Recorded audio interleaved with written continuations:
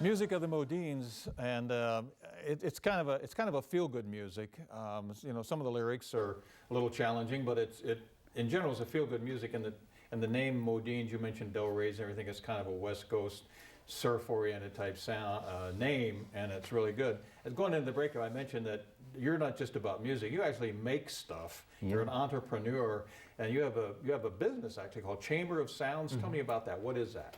Well, now Chamber of Sounds is me making devices like these little handheld synthesizers or modifying devices, making them into other things. But when we first got to Tucson, it started out as a recording studio in our house because we had all that space, and the chamber was this 30-foot ceiling room. It was all concrete. We actually have some pictures. Let's go ahead and punch up those studio pictures now as Jamie talks. No, not that. We'll come back to those. Let's go to the JPEG, the studio pictures. Go ahead. And there we go. Yeah, there's the room. And it's all concrete block, and it has an amazing natural reverb sound.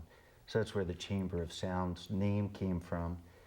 And then after being here for a few months, I got into tinkering around with electronics that I found around town, particularly at Chicago store and even Elliott's electronics supply place. Like this case, in fact, was. All right, now, yeah, before we talk about the Jupiter 3, tell me about that case, because that looks kind of basic, but it's not. Yeah, this was a automotive diagnostic analyzer. And now, this morning, in fact, I've converted into a theremin. You can see that it's controlled by light, and it's affected on the VU meter on there. You can see it go up and down. Now, I have a band. Uh-huh. Why would I be interested in that? It seems like a trend these days that people want to get into sounds that people haven't heard before, like that you can't do with a guitar and a bass. Yeah, or even like a regular keyboard. Like people want to play noise, they want to play textures and sounds, and kind of get away from doing melodies per se. All right. The orange one there is the first one that I was familiar with, because you actually use that a lot with the Modeens. Yeah, this is the Jupiter 3, and this is kind of like my flagship model. And basically it's a percussion synthesizer that's like a rhythmic synthesizer. Why don't you go ahead and crank that up and give us an example of what we're talking about. Yeah, this is a little clock that plugs into it and controls the time.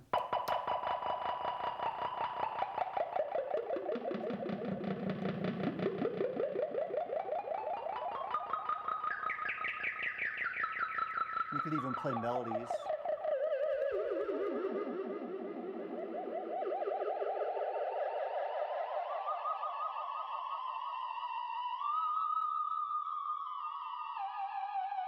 Like theremin type stuff.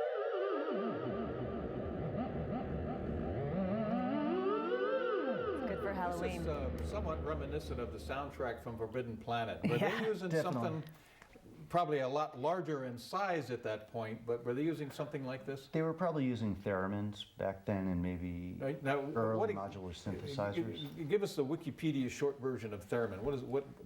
A theremin is a instrument that's controlled by your proximity to the antennas on it, and then usually it's like an analog synthesizer. And this is an optical. Both of these are optical versions of that. Okay, hold up that one. This is the first design that I made, and it's like a very simple. Just by moving it. Just by moving it toward and away from the light, it changes the pitch. So that's theremins like that, but it works off of antennas. But they're generally a lot bigger, and this is more like a handheld device that you could just throw in a bag and plug right into your amp. How do you market these? You make them and you sell them. How do you market them?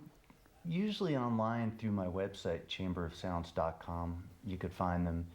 But I also advertise on Facebook where I have a page, and then sometimes I'll sell things on eBay to get people over to the website as well. And you've actually been pretty successful. You have sold these. I've sold hundreds. Quite a bit of them. This one, the Therasynth, definitely over 100. The Jupiter, I just hit like 50 this past week of those. And then the one-off ones like this, Well, you just put that together this morning, you told Yeah, me. yeah, I just made that this morning. I wanted to get it ready for the show. For the Jupiter 3, how long does it take you to put something like that together, to assemble it? It used to take a lot longer, but now that I have the cases drilled and painted and silk screened by another company, it takes me roughly about 3 hours to wire up and test and calibrate it and everything. Who would buy these then? And you've sold them. Who have you sold them to?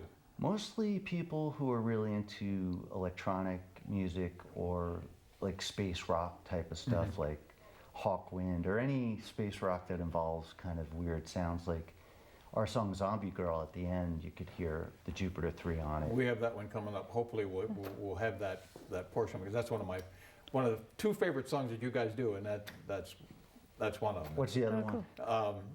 Now, you see, I'm not good at titles, and between now and the end of the interview, I'll remember it. I'll remember it. You two play off each other. Oh, The Day Will Come? That's it.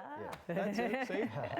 Yeah, that's a great song. We are going to play a clip of that. We're going to come back and talk some more about what these guys are doing, and also about the downtown music scene, as I mentioned. That is largely fueling some of the resurgence and interest in downtown. We'll get to that in just a minute. Stay with us. We'll be right back. She's been gone such a long